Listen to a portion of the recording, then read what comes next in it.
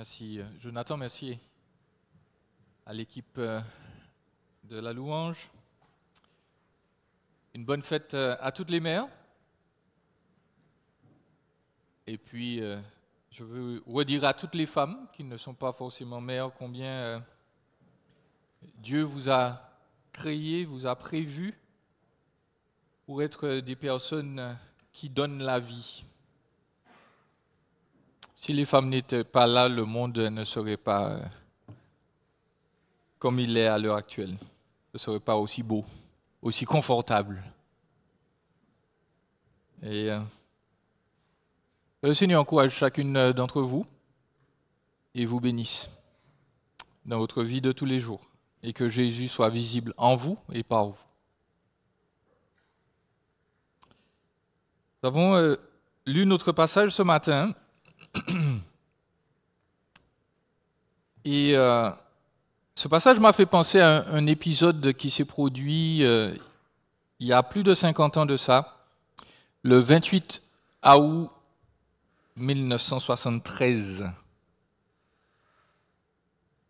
En Suède, 4 personnes sont sorties d'une banque où elles étaient otages pendant 6 jours. Et un homme donc qui s'appelle Erik Olsson, qui est entré dans la banque, il avait une mitraillette.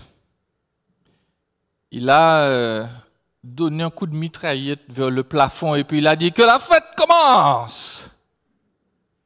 Et puis il a dit à tout le monde, levez les mains, je veux l'argent. Et ça a mal tourné parce que les employés ont été très rapides. Ils ont utilisé l'alarme silencieuse. La police est arrivée en un temps record à la banque. Il n'a pas pu sortir et il a pris 4 personnes en otage dans le coffre-fort. Et il s'est mis à demander par l'intermédiaire du téléphone toutes sortes de choses. Il voulait 50 millions de couronnes. Il voulait la possibilité de s'échapper de la ville. Il voulait, en particulier, qu'on libère un homme qui s'appelle Clark Olofsson. Clark Olofsson, c'était aussi un braqueur de banque qui était en prison. Ils ont dit, je veux qu'on le libère. Ou il a dit, je veux qu'on le libère et qu'on l'amène ici. Les policiers ont dit non à tout, sauf à une chose. Ils ont bien libéré Clark Olofsson. Ils lui ont dit, écoute, on te fait un deal, on va réduire ta sentence, on t'envoie là, et tu vas le convaincre de libérer les otages. Clark a dit oui. On l'envoie dans la prison, et dès qu'il est arrivé, il a commencé à discuter avec son buddy Eric, et il s'est retourné contre la police. Lui aussi, il s'est mis à faire des demandes. Donc les deux sont là, ils demandent la nourriture, ils demandent... Ils disent, on ne va pas libérer les otages. Ils ont pris 4 personnes en otage, 3 femmes et un homme. Ça a duré 6 jours. Et finalement, la police, ce qu'elle faisait pendant tout ce temps, c'est qu'elle est passée par la maison à côté de la banque. Elle est entrée dans le sous-sol et elle a percé le mur du coffre. Et puis elle a balancé des bombes lacrymogènes. Et pendant que tout le monde toussait, ils sont entrés. Ils ont arrêté M. Eric et M. Clark. Et ils sont, pour M. Clark, retournés en prison. Je vous raconte tout ça parce que les 4 otages, quand ils sont partis de la banque, ils ont dit ceci aux policiers. Ils ont dit, s'il vous plaît, traitez-les gentiment, Eric et Clark, parce qu'ils ont été très gentils avec nous. Les policiers étaient choqués. Et c'est effectivement ce qui s'est produit. Les 2 braqueurs de banque étaient très gentils. Ils ont pris des nouvelles, ils discutaient de la famille, l'espérance future. Ils étaient très plaisants. Cet épisode a donné naissance à ce que vous connaissez probablement comme le syndrome de Stockholm. Parce que ça s'est produit à Stockholm, en Suède. Et les psychiatres et psychologues ont commencé à émettre des théories qui sont remises en question aujourd'hui pour expliquer le fait que quelqu'un qui peut être un bourreau, vous faire très mal ou faire des choses qui ne sont pas bien, peut devenir un objet d'amour et d'affection. Et on ne va pas discuter de si oui ou non le syndrome de Stockholm est vrai aujourd'hui, mais je voudrais vous faire remarquer la chose suivante dans notre texte. Dieu a aimé et chéri et respecté des gens qui allaient le trahir. Et il le fait jusqu'à maintenant. Nous verrons donc aujourd'hui la dernière Pâque, amour et trahison. Amour et trahison. L'Évangile selon Marc a été écrit pour nous dépeindre Jésus en tant que Messie royal, le Fils de Dieu, qui manifeste sur terre la présence souveraine de Dieu. Marc écrit pour nous dire aussi que Jésus, c'est lui qui inaugure, qui introduit le règne de Dieu, qui accomplit les promesses de l'Ancien Testament. Et puis Marc, l'Évangile selon Marc, a écrit pour nous dire que Jésus, certes, il est royal, il est fils de Dieu, mais Jésus souffre. Et il doit souffrir pour accomplir le salut du peuple de Dieu. Et ces trois éléments-là vont se retrouver dans notre texte ce matin. Je vous parle du plan que nous allons aborder. Nous allons parler de la préparation de la Pâque. Nous allons parler de la perfidie pendant la Pâque. Nous allons parler du partage de Pâques. Et puis nous allons parler de la présomption de la Pâque, des versets 26 à 31. Je glisse rapidement sur le fait que dans notre texte, il y a encore un sandwich. Vous allez dire que votre pasteur est obsédé par la nourriture, mais ce qui est en partie vrai. Mais c'est simplement une réalité théologique. Vous voyez qu'il y a deux choses là terribles, la perfidie et puis la présomption, qui encadrent la scène, le repas que Jésus fait avec ses disciples. Voyons donc la préparation de la Pâque des versets 12 à 17 dans Marc au chapitre 14. Vous l'avez remarqué, Jésus donc répond à la question des disciples en leur disant « Il y a un homme que vous allez trouver dans la rue qui porte un vase, qui porte une cruche sur la tête, et c'est lui que vous allez suivre et à qui vous allez demander « Mais où est-ce que Jésus passe la Pâque ?» Alors la chose est particulière et intéressante parce que dans cette culture, normalement, c'est les femmes qui portent les cruches sur la tête. Donc l'homme est forcément, probablement, un esclave et très facilement identifiable. Il n'y en a pas 10 000 qui feraient ça. Et certains pensent que Jésus a fait un miracle là, qu'il dit aux disciples, écoute, vous allez vous adresser à ce monsieur et puis brusquement vous allez lui dire, écoute, Jésus a besoin de passer la Pâque quelque part, et puis le maître de cet esclave va vous dire, ok, ouais, pas de problème, j'ai une pièce pour vous. C'est une possibilité. Je fais simplement la remarque que la plupart des théologiens pensent que Jésus avait en fait contacté déjà le maître de la maison et puis il lui avait déjà demandé de préparer une pièce pour lui, une chambre haute, le deuxième étage en général des maisons. Et ce deuxième étage, il était plus confortable et sans doute, au vu du nombre de personnes là, des 13 personnes, incluant Jésus qui serait là, une pièce large, ce monsieur-là, il avait probablement les ressources financières pour accueillir les disciples. Ils vont célébrer la Pâque là-bas, et je voudrais faire un petit rappel des éléments de la Pâque. Les éléments bibliques, pour commencer. Les Juifs avaient reçu l'ordre de Dieu de partager au moins 3 éléments dans l'Ancien Testament. Vous pouvez le relire dans Exode au chapitre 12, par exemple. redit rapidement au chapitre 14 aussi. Les Juifs devaient manger du pain sans levain, qu'on appelait le matzah, qui était le pain des pauvres. Et puis, le pain sans levain signifiait qu'il devait être pur. Ils devaient aussi manger des herbes amères.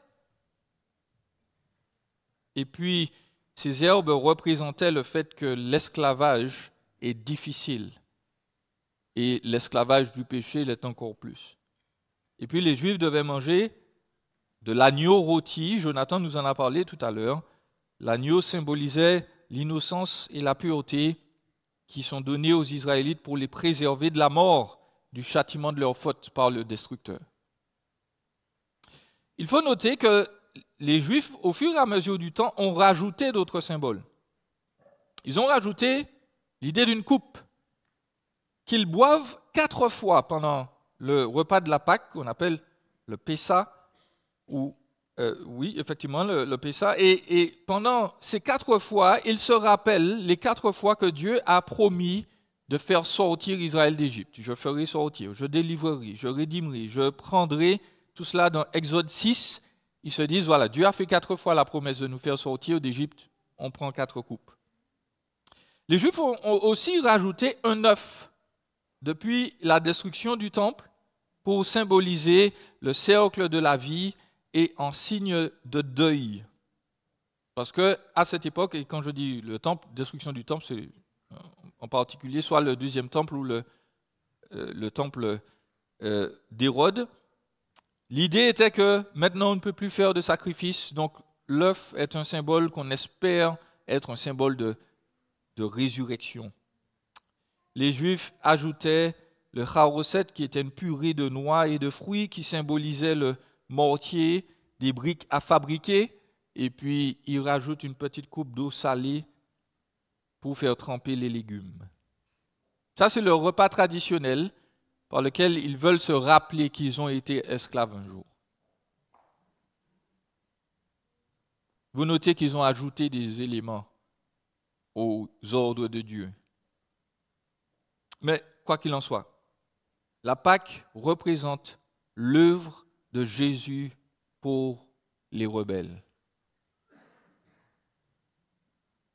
Chers amis, nous voulons rappeler que les êtres humains ne sont pas libres par nature. Ils sont nés avec une tendance à faire ce qui n'est pas bon. Vous, les parents, vous l'avez expérimenté et vous l'expérimentez tous les jours. Si vous dites à votre enfant, ne rentre pas dans la cuisine parce que je suis en train de faire telle chose, je ne veux pas, c'est à ce moment-là que l'enfant découvre qu'il y a une cuisine dans la maison et il va faire précisément ce que vous lui avez demandé de ne pas faire. Et peut-être que certains trouvent cela normal, mais l'Écriture nous dit simplement que depuis notre naissance, nous sommes portés à faire ce qui n'est pas bien. C'est naturel. Nous sommes esclaves. Personne ne peut arriver à se sortir de ces tendances-là par lui-même. Et la grande différence vient du fait que Jésus nous rend libres. Jésus est venu payer la conséquence éternelle de nos désobéissances. Il vient en victime pour apaiser la colère juste de Dieu contre toutes ces désobéissances et il nous assure que nos fautes ne seront plus jamais utilisées contre nous.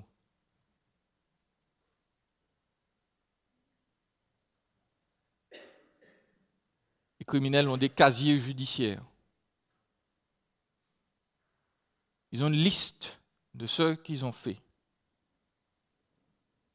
Dans certains pays, certains crimes vous empêchent d'avoir un passeport. Vous ne pouvez jamais sortir de chez vous parce que vous avez commis ces crimes. Votre liberté est entravée. On ne pourra pas voter pour vous. Vous ne pourrez jamais devenir un agent du gouvernement parce que vous êtes un criminel.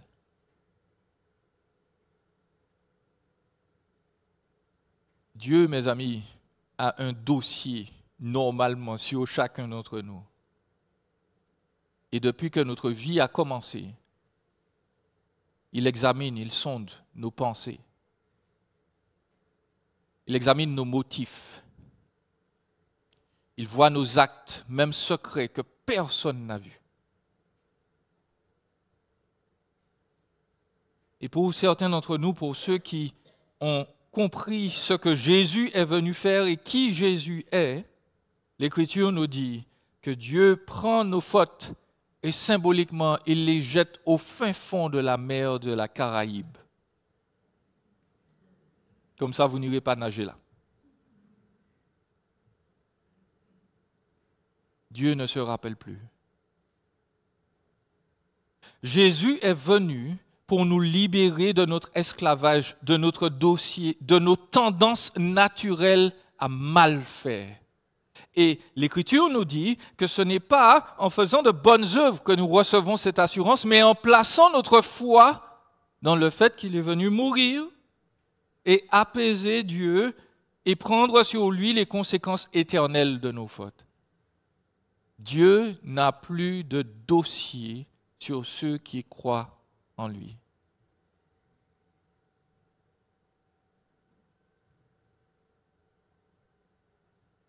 Il y a une femme qui s'appelle Harriet Tubman. Elle était née esclave aux États-Unis en 1822. Et puis, bien entendu, la vie d'esclave à cette époque n'était pas agréable. Elle s'est échappée pour se rendre à Philadelphie. Et elle a vécu en femme libre. Et une fois qu'elle était libre, l'une des choses qui a consumé sa vie, qui l'a obsédée, c'est de retourner et d'aider ceux qui étaient esclaves comme elle. Et elle est devenue ce qu'on appelle une conductrice sur le chemin de fer clandestin. Et quand je dis chemin de fer, c'est juste une expression. Il n'y avait pas de réseau secret, caché, de trains qui transportaient les gens. C'était des routes. C'était des routes sur lesquelles des gens qui étaient abolitionnistes s'étaient installés de manière volontaire. Ils avaient déménagé dans certains cas. Ils s'étaient dit, je vais m'installer sur cette route-là. Je vais construire une maison là. Et à chaque fois qu'il y aura un esclave qui va sortir de l'esclavage, je vais le cacher chez moi dans mon sous-sol et on va lui donner des vivres et on va lui dire, écoute, pour être libéré, il faut que tu continues ton trajet vers telle autre maison. Et ainsi des centaines de milliers d'esclaves ont été libérés.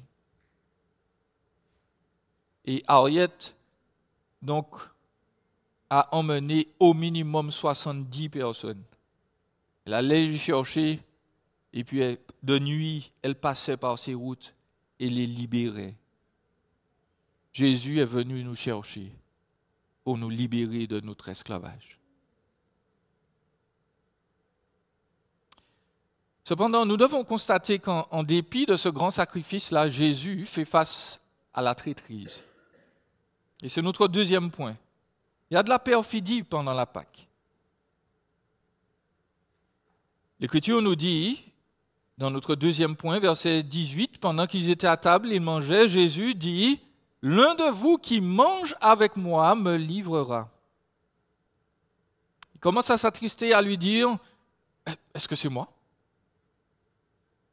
Il leur répondit, « L'un des 12, celui qui met la main avec moi dans le même plat. Le Fils de l'homme s'en va selon ce qui est écrit de lui-même. Malheur à cet homme-là par qui le Fils de l'homme est livré. Mieux vaudrait pour cet homme ne pas être né. »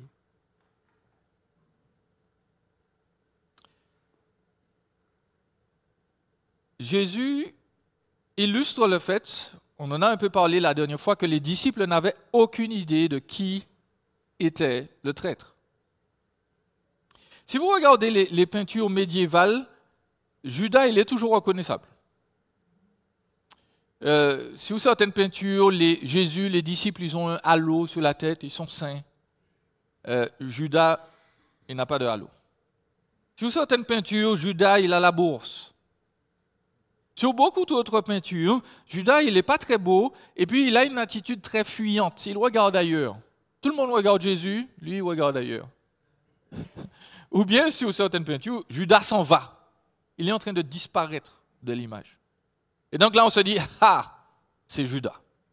Sauf que les disciples, là, vous le notez, ils n'ont aucune idée de ce qui se passe. Alors Jésus va dissiper leur ignorance.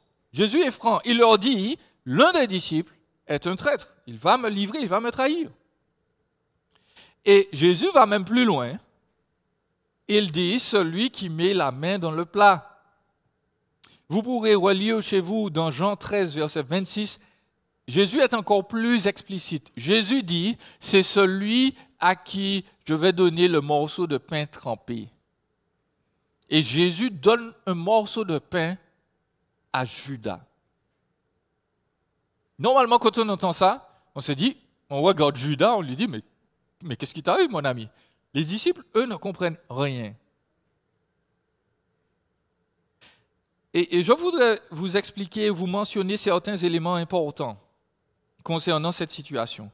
Pour commencer, les jours de fête, en particulier, les Juifs mangeaient couchés, on en a déjà parlé. Ils mangeaient toujours couchés, d'ailleurs, du côté gauche.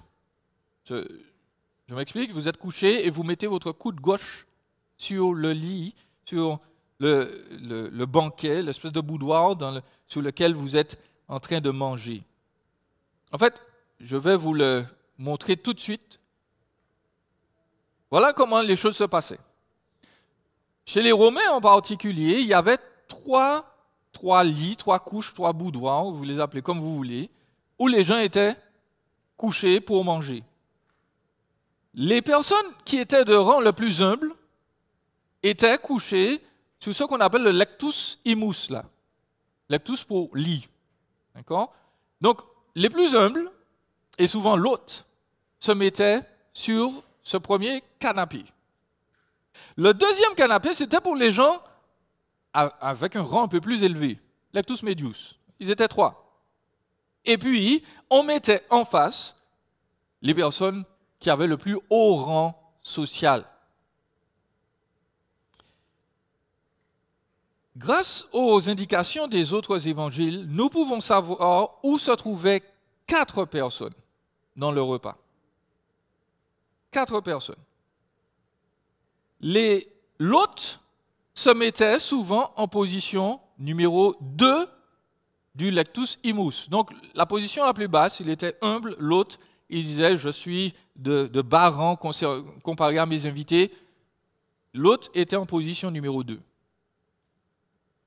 Si l'hôte, la personne qui recevait le repas, il aimait bien quelqu'un, il le mettait en position numéro 3.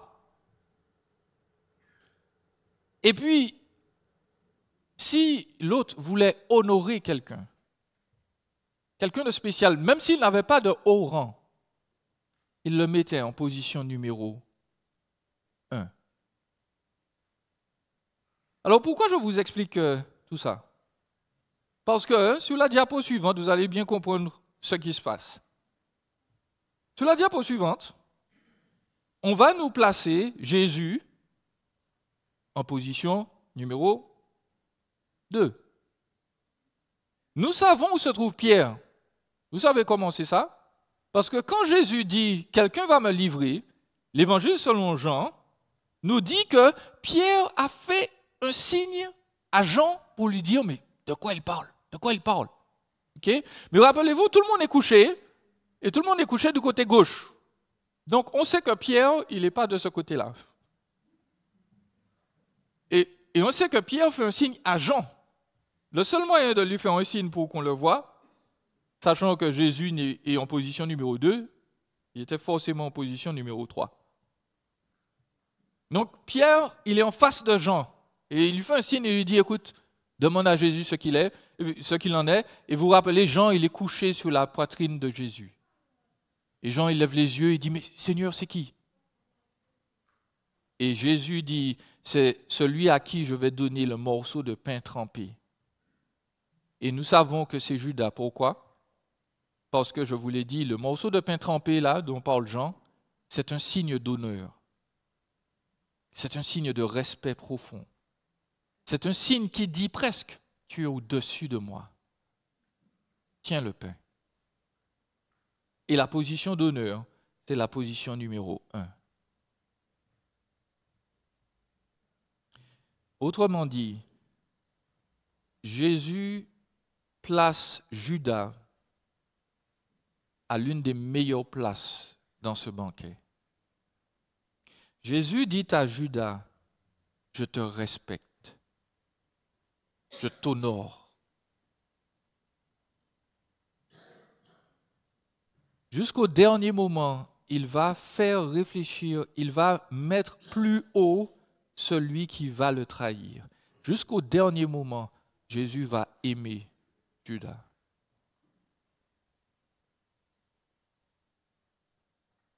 Jusqu'au dernier moment, Judas a une opportunité de changer. Je vous le mentionne parce que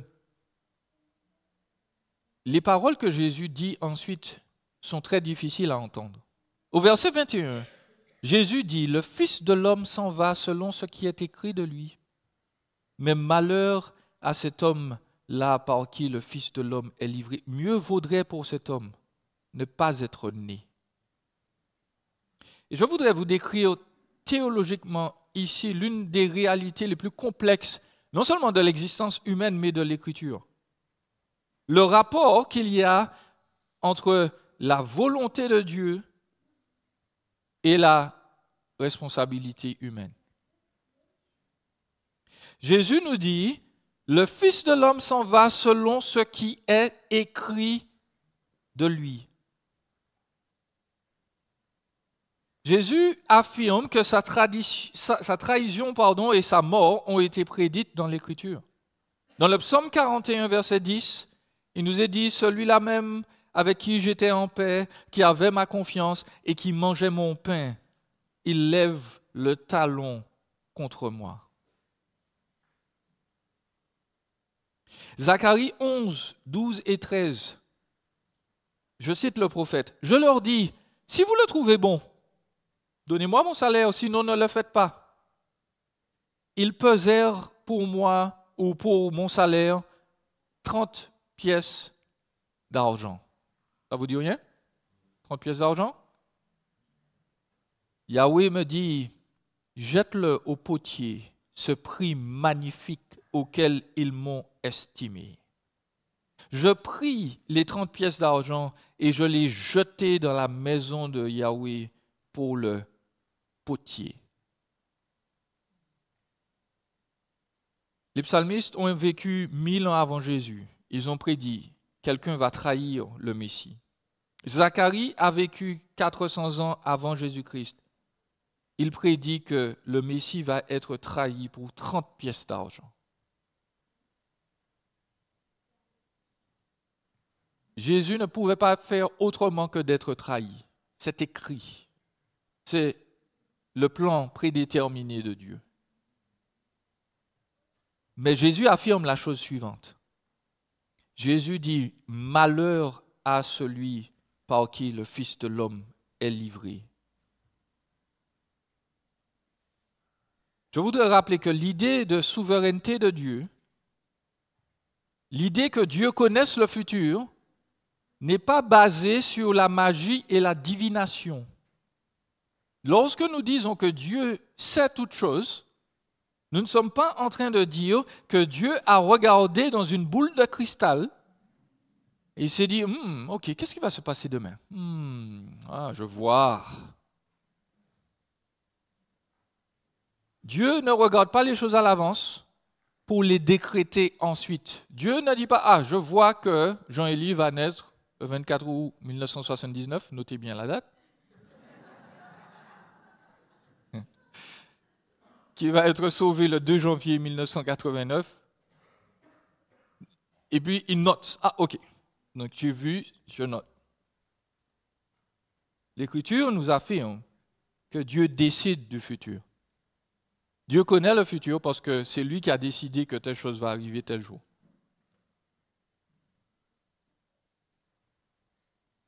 Cependant, par un mystère inexplicable, les êtres humains restent et demeurent responsables de leurs décisions. Dieu prévoit toutes choses, bonnes et mauvaise, les hommes restent redevables pour tout ce qu'ils font de mauvais. Alors vous allez me dire, Jean-Élie, ça ne marche pas ensemble. Pour notre petit cerveau, ça ne marche pas ensemble. Mais c'est ce que l'Écriture nous dit. Jésus dit, le Fils de l'homme va être livré, c'est écrit, c'est obligatoire. Mais Jésus dit, celui qui me livre commet un péché.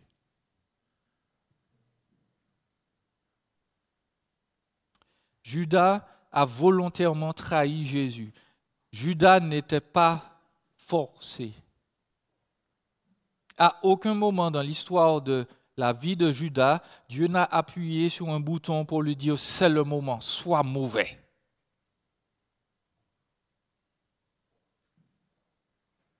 Judas n'aura aucune excuse le jour du jugement.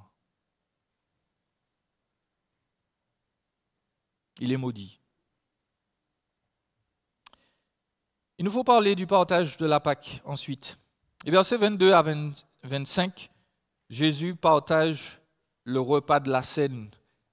Et vous connaissez ces références, je ne vais pas les relire. Il va prendre une coupe. Durant le repas traditionnel, donc Jésus a pris une coupe supplémentaire peut-être, ou bien il en a converti l'une des quatre, on ne sait pas. Mais l'idée est qu'il va instituer quelque chose de neuf.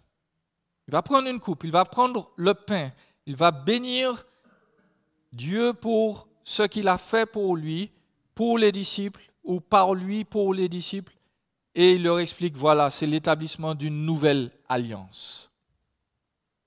Nous rappelons, une alliance, c'est une promesse que Dieu fait qui est toujours scellée par un sacrifice.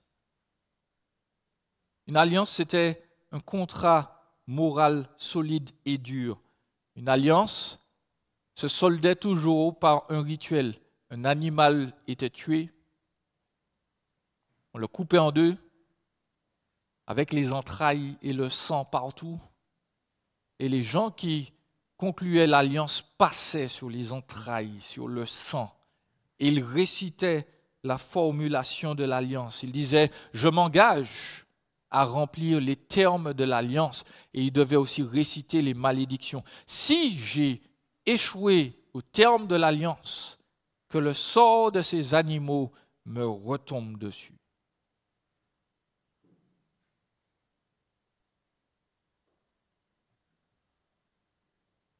Jésus proclame par ces deux symboles qu'il est non seulement la victime qui prend nos fautes, qui assume la malédiction, mais il est aussi la personne qui marche tout seul au sein de ces deux animaux pour prendre sur lui la responsabilité de notre perfection. Jésus n'est pas simplement venu mourir pour nous, il est venu vivre pour nous une vie parfaite. Et à chaque fois que les chrétiens convertis qui croient dans ce fait-là, qui sont baptisés, prennent les symboles, ils sont en train de dire « J'ai reçu de Jésus le pardon de mes fautes. J'ai reçu de Jésus la perfection dont j'ai besoin pour entrer au ciel. Je sais que je vais vivre éternellement. Je suis en bonne relation avec Dieu. Je suis en bonne relation avec son peuple. » Notez que dans ce repas, il n'y a plus d'agneau. Vous savez, les Juifs mangeaient leur agneau, là, rôti. Jésus dit non, non, on n'en a plus besoin. On a juste besoin du pain et du vin. Pourquoi? Jonathan nous l'a dit ce matin. Jésus est l'agneau. Nous ne sommes plus sous la nouvelle alliance, nous sommes sous la nouvelle. Jésus accomplit toutes les promesses de l'Ancien Testament. Nous ne sommes plus sous la loi de Moïse, nous sommes sous la loi de Christ.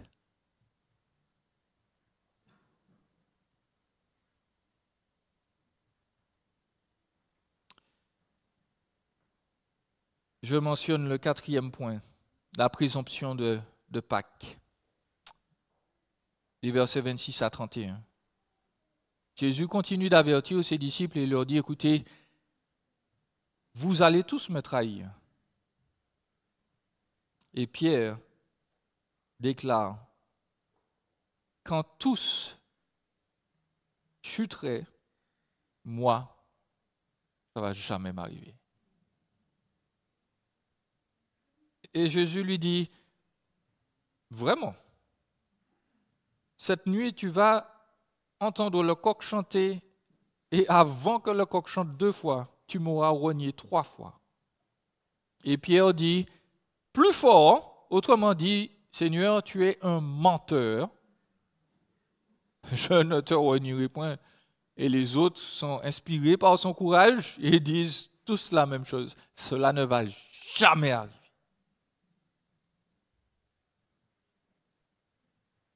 Jésus, tout comme il l'a fait pour Judas, il avertit ses disciples concernant le futur. Il leur dit, vous allez chuter, vous allez désobéir à Dieu, selon ce que prédit l'Écriture, et vous en serez responsables, j'ajoute. Ici, de Zacharie 13, 7. Et puis, Jésus leur dit d'avance, vous serez pardonnés, je vais ressusciter, je vous donne rendez-vous en Galilée. Donc Jésus n'annonce pas simplement de mauvaises nouvelles, il annonce de bonnes nouvelles aussi. Il leur dit, vous allez faire n'importe quoi, ne vous en faites pas, je suis là pour rattraper le coup, je vous attends, j'ai rendez-vous avec vous.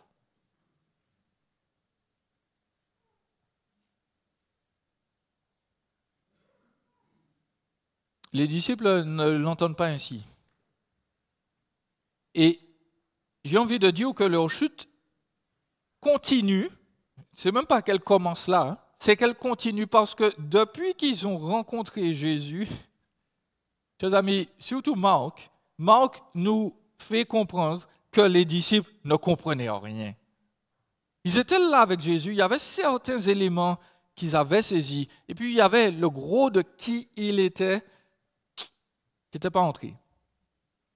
Et ils sont donc présomptueux. Ils se disent, cela ne va pas m'arriver. Et la première racine de cette présomption vient de leur ignorance incrédule. Ils ne comprennent pas les choses. Ils ne savent pas vraiment qui est Jésus. Ils ne voient pas la profondeur de son ministère. Et cette ignorance-là, au lieu de les pousser à être humbles et à dire, mais Seigneur, je ne comprends rien, mais s'il te plaît, aide-moi. Dès le début du ministère de Jésus, ça devient leur état naturel. Et c'est ce qui va faire que quand ils vont arriver au point où on va se saisir de Jésus, ils vont s'enfuir comme des lapins. Parce qu'ils ne comprennent rien. Ça, c'est la racine de la présomption. Mais il faut noter qu'avec l'ignorance qui donne la présomption, pousse aussi l'arrogance. Se dire que l'on ne va jamais tomber, c'est se croire plus fort qu'on ne l'est.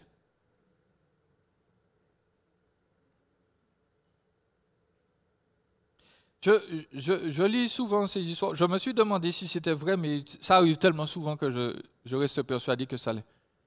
Des personnes qui vont tranquillement faire leur épicerie au Walmart,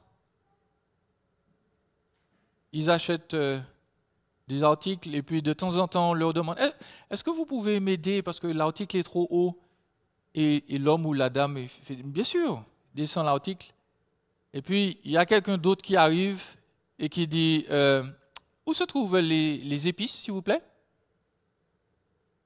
Et la personne qui raconte l'histoire dit mais je ne sais pas, je n'en ai aucune idée hein?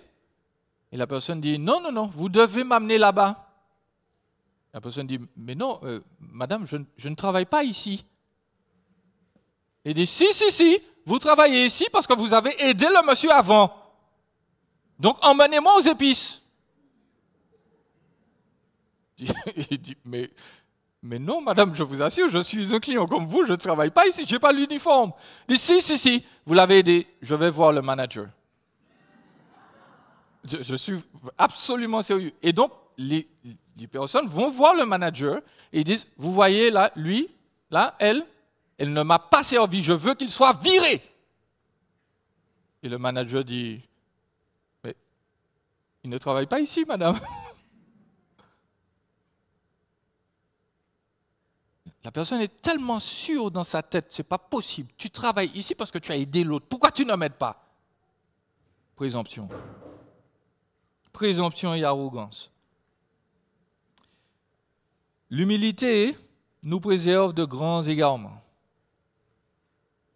Quand on est chrétien, régulièrement, et je sais qu'on est des chrétiens évangéliques, peut-être qu'on a perdu l'habitude, mais vous vous rappelez que sur la fin du Notre Père, il y a une donnée importante.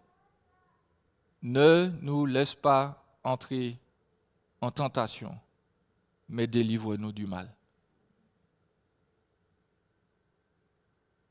Ce n'est pas que le chrétien, il est incertain, mais c'est juste qu'il est confiant que Jésus seul peut l'aider à ne pas faire ce qui est mal. Il faut arrêter là. Je voudrais faire quelques applications.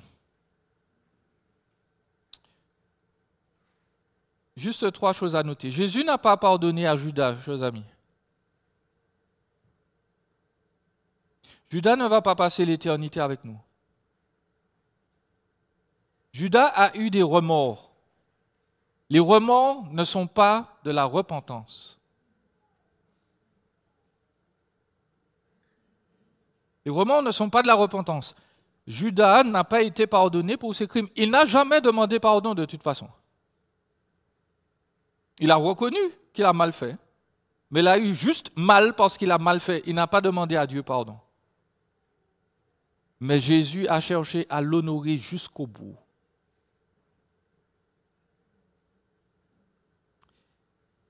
Et je sais que ce que je vais dire va venir chercher certains d'entre vous. Mais la chose s'applique pour moi aussi. Il y a des gens qui nous ont fait du mal.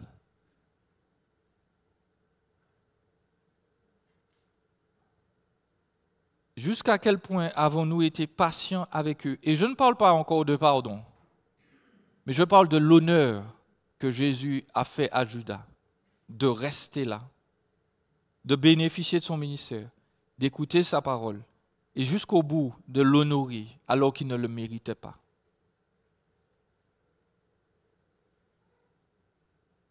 Est-ce que nous sommes patients? Est-ce que nous savons honorer les individus même quand ils nous ont fait du mal? Deuxièmement, est-ce que nous sommes conscients de notre responsabilité devant Dieu? Et je dis cela avec beaucoup de respect.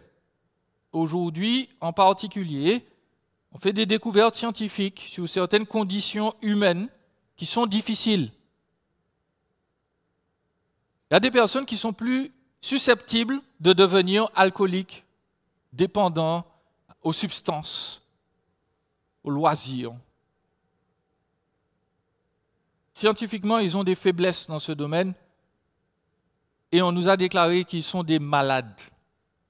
Et s'ils sont malades, ils ne peuvent pas être blâmés pour leurs conditions.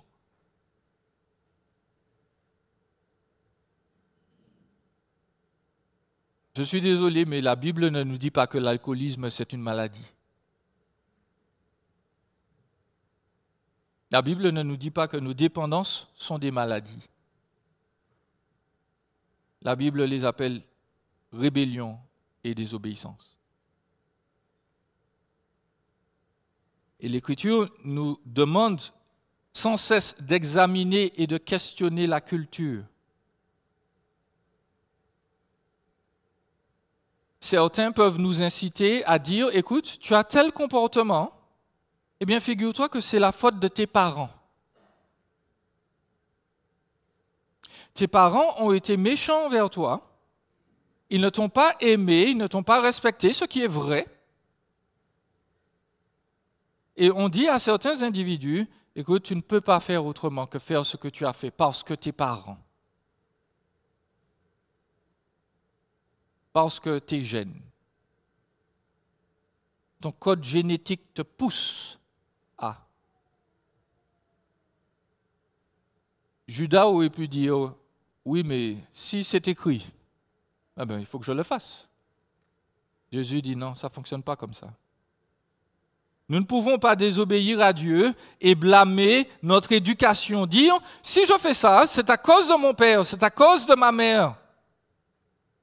C'est à cause de la société qui ne m'a pas compris. C'est à cause de l'Église qui m'a blessé.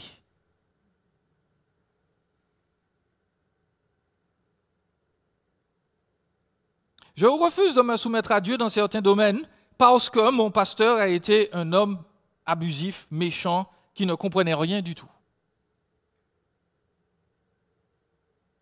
Je crois que c'est les Anglais qui disent que deux torts ne font pas un droit. Two wrongs don't make a right. Ce n'est pas parce que les autres nous ont fait subir le mal que nous sommes maintenant autorisés à faire ce qui est mauvais. Notre responsabilité devant Dieu est toujours engagée. Nous devons toujours nous soumettre à la loi de Christ. Et bien entendu, il faut considérer le passé. Bien entendu, l'éducation que nous avons reçue a un impact sur nous. Bien entendu, il y a de mauvais pasteurs qui devraient être virés. Oui. Mais nous n'avons aucune excuse devant Dieu lorsque nous lui disons « Écoute, je ne me soumets pas à toi, je ne me soumets pas à Christ, c'est à cause de lui. »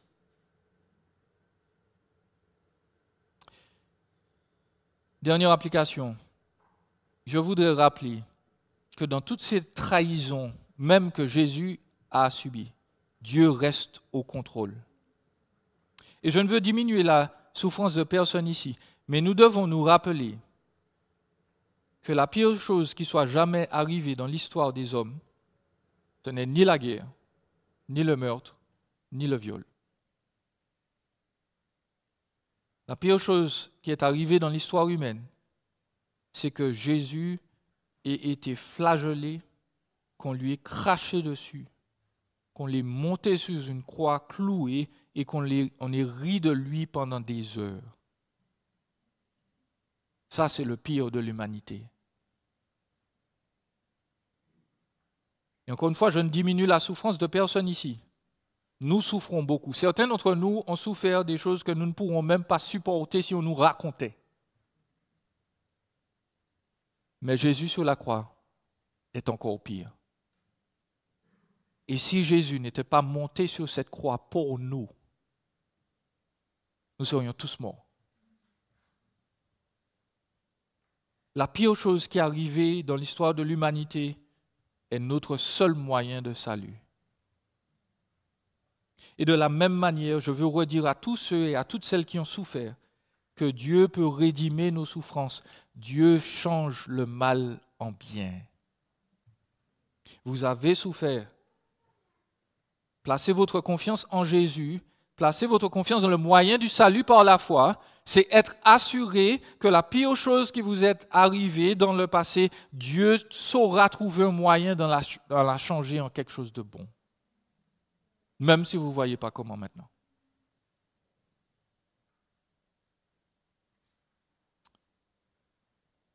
Chers amis, les trahisons, les tromperies sont légion dans le monde, sur l'Internet, partout. Certains d'entre vous ont été trahis.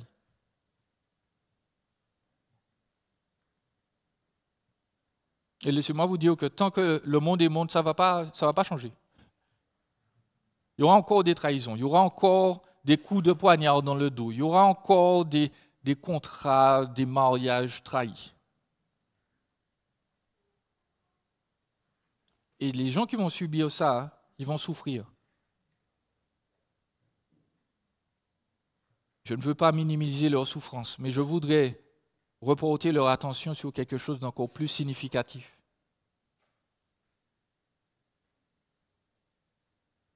Dieu a aimé et continue d'aimer des gens qui le trahissent tous les jours. Nous tous dans cette salle, je m'inclus en premier, nous avons trahi Dieu. Nous avons trahi Dieu depuis que nous nous sommes levés ce matin jusqu'au coucher du soleil. Le simple fait de ne pas aimer Dieu comme il le voudrait, c'est une trahison. Mais Dieu nous aime. Si nous avons placé notre confiance en Christ, nous sommes toujours aimés. Et nous ne sommes pas considérés comme des traîtres. Et je voudrais que vous sortiez de ce lieu avec cette pensée. Je suis aimé. Je suis un traître. Je suis une traîtresse, mais je suis aimée. Jésus a donné sa vie pour moi. Prions ensemble. Seigneur, viens réconforter ton peuple. Je veux prier pour tous ceux qui souffrent présentement dans cette salle, qui souffrent dans leur chair, qui souffrent dans leur âme, qui ont subi la douleur de l'abandon, qui, Seigneur, pendant des années, peut-être jusqu'à maintenant, portent dans leur cœur des souffrances et les conséquences des souffrances. Et parfois, il n'y a pas eu de justice, il n'y a pas eu de changement dans les situations. Seigneur, viens te placer à côté de ces personnes-là et leur rappeler que toi aussi, tu sais ce que c'est, parce que tu as été trahi.